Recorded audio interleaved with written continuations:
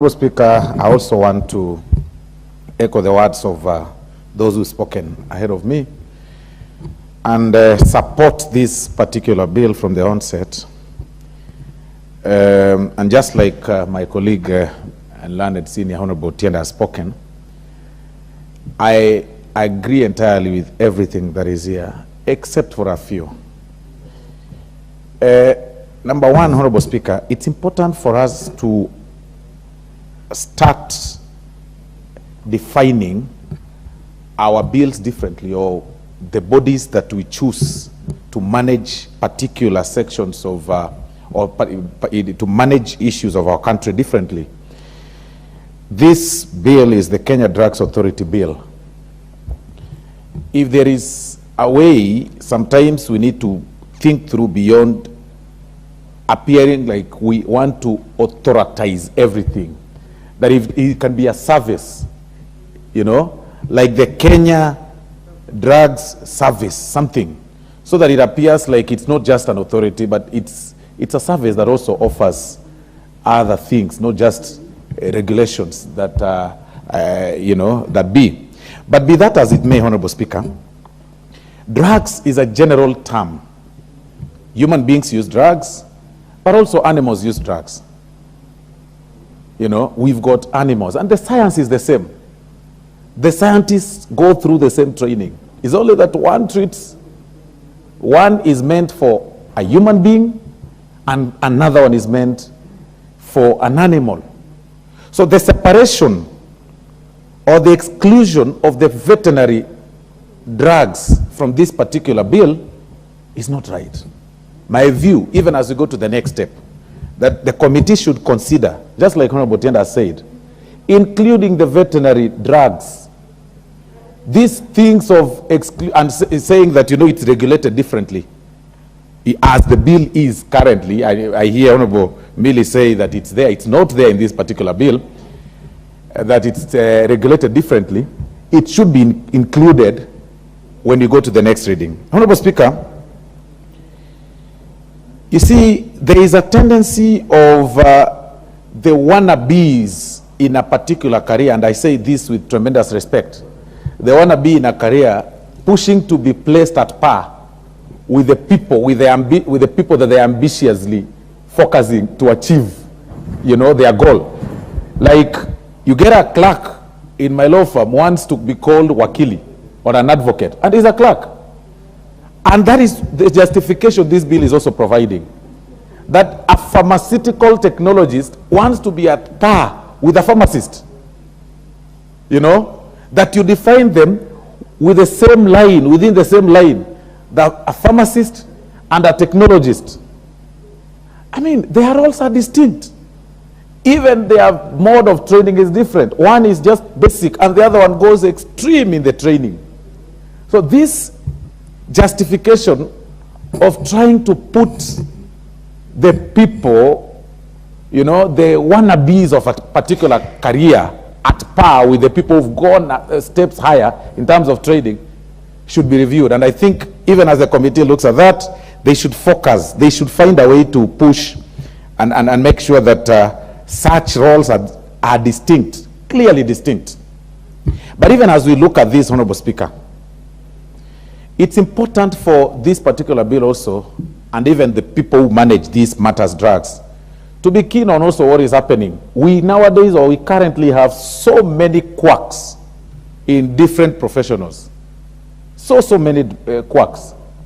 You know, what is now in public domain is the quacks in the Law Society of Kenya, or lawyers, I would say there. People who pretend to be advocates and they've never gone to any law school.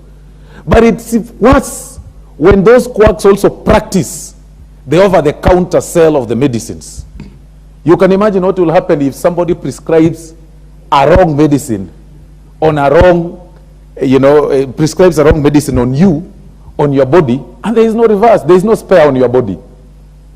That even as we look at this, we need to find a way to have most of these quacks in professions. You know, people have sacrificed, gone to school, studied very hard, opened, you know, decided to have their businesses in pharmacy, and somebody comes next, collects allowances for another person who's gone to school, and then decides to wear a dust coat, you know, and calls himself doc or a pharmacist, and sells drugs and prescribes drugs. And those are the people you hear when you go to their pharmacies. They just tell you, you know, you say, I have a stomachache, and they tell you, you look like you have H. pylori. And they give you some kit without proper medical checkups.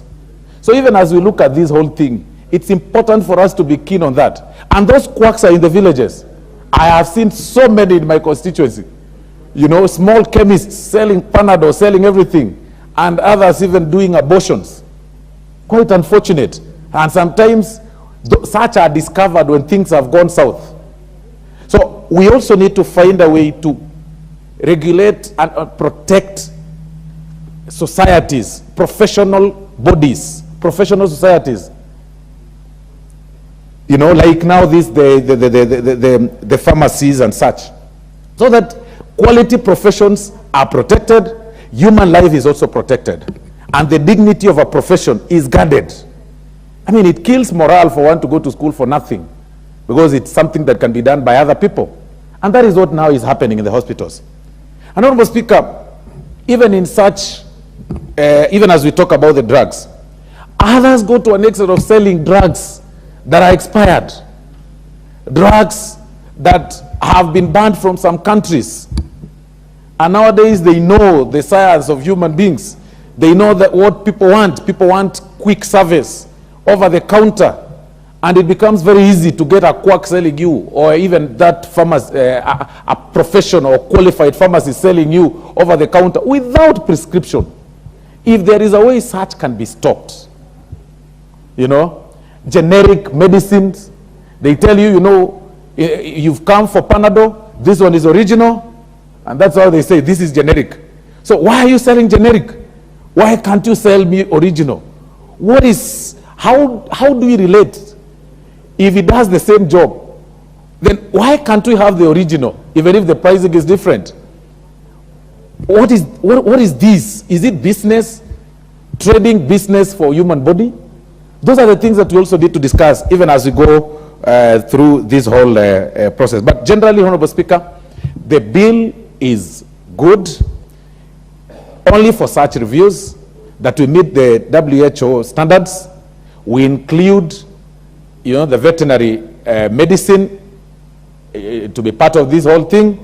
We separate the pharmacists, the real pharmacists, from the technicians, because I believe, you know, they say when I was growing up, you know, I used to see people in dust coat and I thought all of them were doctors.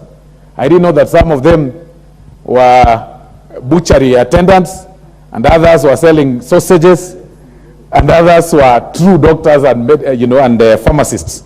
So once we are able to do that, the technologists aside, the pharmacists aside, then the bill as it is right. And that is why I want to congratulate Honorable Chair and your committee.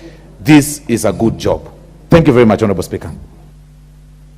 Honorable Donya Doris, member for Kisii County. Thank you, Madam Speaker. I would love to support this because life, we must not at any